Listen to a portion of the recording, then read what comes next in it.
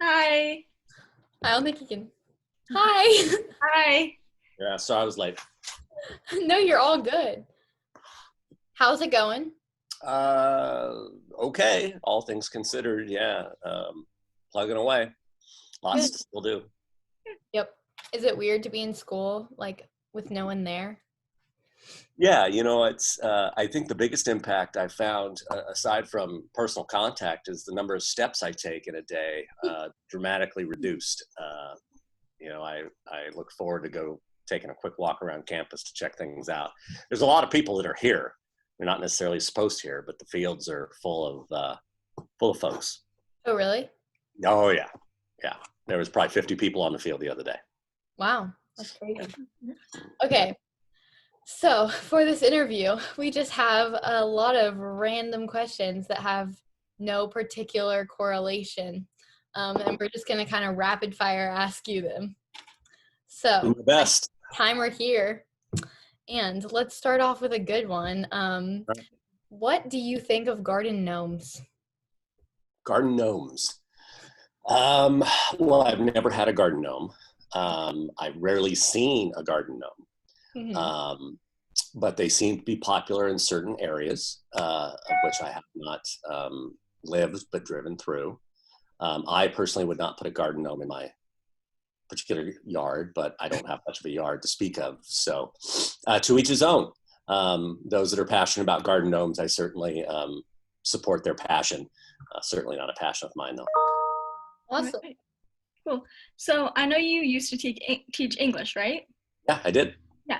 So they made a movie called Romeo and Juliet about garden gnomes and the plot to Romeo and Juliet. Do you think that is a good way to teach people about that story? Well, I haven't seen it. I would still lean to the traditions of the actual text. And secondly, I think it's Zafridi or Zafrelli or something. It was the 60s. I think it was a 60s movie. And use excerpts from that. It's my favorite. Quite honestly, can't believe I'm going to say this, but I saw it as a sophomore in high school, and I had a huge crush on Juliet. So I've never forgotten about that. Her Olivia something is her name. I don't know what her name is. The actress is Olivia Hussey. I think it's Olivia Hussey is her name.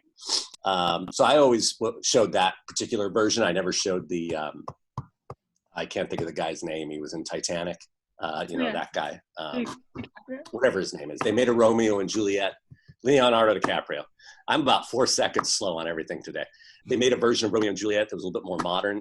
It didn't take, but I was teaching at the time. I think it was made. So I would still lean towards the traditional. I'm a bit of an old school traditional person. But interesting enough, my college courses, I took Shakespeare text and theater. So I was enrolled in a Shakespeare course with the actors on campus. So we took 4 plays and did them in detail, and we studied them as a literary piece. And then we studied them as actors and directors.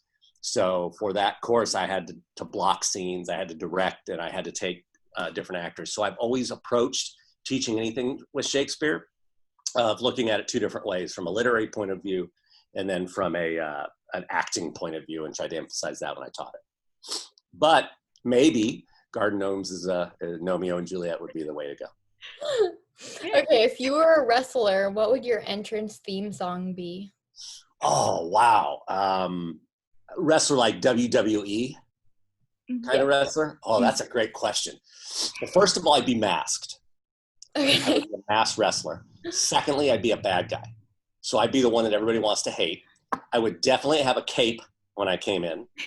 I would wear like flaming boots and stuff. That has to be part of it. I'd have to have flames and stuff on my mask. And what I would probably do is I would rip off a mask when I came in and then still have a mask on. So I've got to think of what would be, it would probably something like Iron Maiden or Metallica or something along those lines, or some what was it called, like a speed metal, something where they're just shouting and it's just and it's loud and obnoxious. I would definitely, as I came in, go in with my hands on my hips and glare at the other person and then, egg on the crowd. But, I have to be a bad guy. I have to have a mask, have to have that cape coming in, wear full tights, not just a little bikini thing they used to have when they, a Speedo thing that they used to have. But definitely want to be the bad guy. That's a great question. But I can't think of an individual song, but it would definitely be something from metal of some sort and very, Great. I like it. So I guess next, what is your dream travel destination? Am I alone or with somebody? Either way.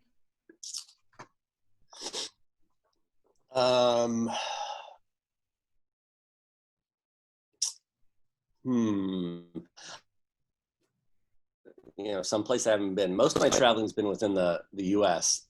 and all over the place in the U.S., I think. I would like, years ago, I played soccer in Germany for about 6 weeks. Wow. So, and I took German in high school, 4 years of it.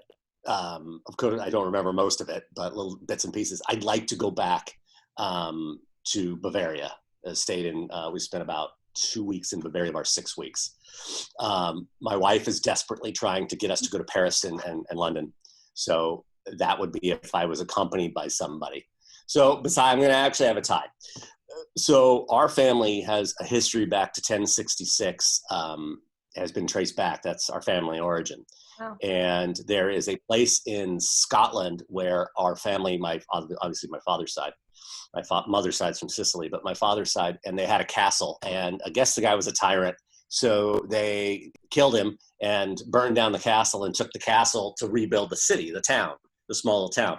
And apparently it still exists, where you can go into this small, it'd be like going to downtown Novato and half of the buildings have the castle as the downtown area.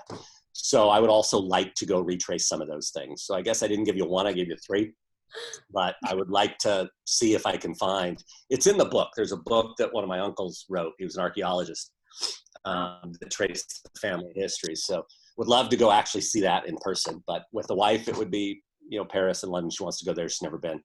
And I think if it was just me, it would check it out Bavaria again. That's so cool. Okay, what is the best Halloween costume you've ever worn?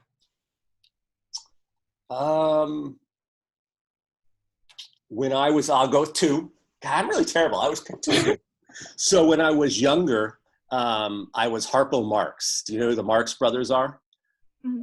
Yeah, or I think 30s, 40s comedy team. There was Harpo, Groucho, Zeppo. I can't remember the Chico. And they were a comedy group. You should watch their films. A Night at the Opera is very good. One of their funnier ones. And I was Harpo Marx. So he didn't speak as a character. He just like honked the horn and made facial expressions. So I had a big yellow wig and wore like a black suit, a white shirt, a tie, and had the horn and had fairly floppy shoes. So I walked around all day honking my horn and not speaking. And I kept it going in class, which was pretty irritating. It was like 3rd grade. So as a teacher, we were still supposed to do academic stuff. And I would like, and do those little things. So that was my favorite youth time costume. And then as an adult, my wife and I, there was a Halloween party, some friends, it was a dress up thing. So we went all out. I went to a costume thing and we got like a French, she was like Marie Antoinette and I was the king, and I had this huge costume and all these layers. And that was pretty fun too, to walk around and all the people at the party, king, things like that. So I had a lot of fun with both of those. Awesome. That's okay. If you could change your name to anything, what would you change it to? Hank. Hank. I do have an alter ego. I was on a bowling team and my alter ego is Hank. So anytime Hank is generally the name I use. So I would change it to Hank. I don't know why. My bowling team, I was Hank. I actually got into trouble because I listed my name on the team as Hank with my real last name. And the manager of the league walked up as I'm getting ready. I got the ball up and he says, "Are you Hank?" I said, "Yeah." He goes, "You're not Hank. Change your name." And he was like up in my grill. And I said, "Yeah, I'm Hank for this." "No." And he got really like agitated. So I had to change my name, and both bowling teams thought it was hilarious that I got called out by the head of the league. So Hank is my other name. Awesome. What seat do you like to get on an airplane? Aisle, window, or middle seat? Okay, great question. And it's the same. My wife hates it. She gets super irritated about it. Last seat in the plane, closest to the tail section, aisle. Dang it. Stephanie, you win this one. Wait, Yep. isn't that like really close to the bathroom? Yep. Oh, is that why? Two things, yes. Two things, well, it could be more than two, but the reasons I love that seat. One, you get immediate service typically from flight attendants. Second, if you have a bathroom, you just get up and go. Third, if you need to stretch your legs, you just get up and stand right there by the bathroom the entire time. Because you're so close to where they develop a rapport, and I got a bad hip, can I stand a little bit? Oh yeah, sure. What do you do for a living? And they usually, because they're fairly bored, and they'll chat you up. And extra peanuts, obviously I fly Southwest a lot. Would you like anything else? It's great. It's a great place. I mean, unless you're flying up first class or something, but other than that, I always like the very back of the plane, last seat. You don't have the same pitch, I think it's called, on your seat. It's reduced because you're right up against, I think it's called a bulkhead. I really don't know, but the back of that little plane. Mm-hmm. But you have that freedom typically to get up and walk around. And I've never once been told, sit down, you can't do that. It's always, sure, would you like something to drink? And sometimes I'm just standing there and they hand me, a bottle of water or a coffee or something like that. Nice. That's smart. What's your favorite mythological creature?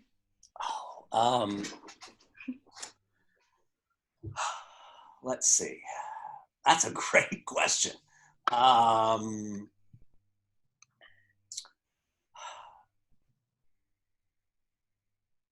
It's a terrible answer because it's the same, but wasn't the Minotaur the bull? Oh yeah. Yeah. That's not a half man, half thing. I think it's just that bull character. Was it Theseus? I can't remember who it is, but one of them, defeated that. I taught it a long time ago and I remember, but something about that whole bull thing and the bull head and the snout.